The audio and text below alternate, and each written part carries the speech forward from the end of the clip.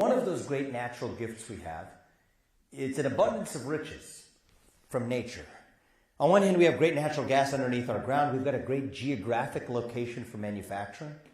So one of the costs for manufacturing is distribution. We've got 60% of North America's population within a single day's drive of where we're sitting right now. So we're so blessed in that respect. But we also have great fertile farmland.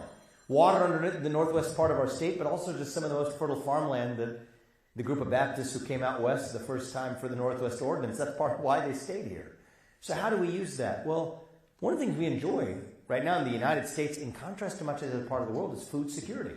How do you think about actually bringing down grocery prices? Part of that is increasing production of our own farmland. So this is something that we have to make sure that it doesn't just become divided into patchwork, because there's really benefits to scale in preserving that land.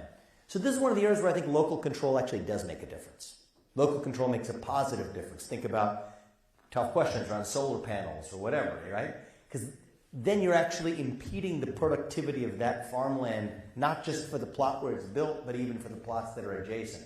So this is one of those areas where we trust, and we're going to count on local government and local control to be able to set the right parameters for each region and each locality and each county to be able to continuously preserve the farmland that made Ohio great the first time. Preserving the CAUV, right? So it's making sure that the property tax abuse isn't pretending that this is some type of ordinary commercial enterprise. I don't know if you're familiar with the CAUV, but the Commercial Agricultural Use Valuation. You're giving me a very confident yes, right? These are examples of small policies that make a real difference for making the statement that ag is what got us to where we are.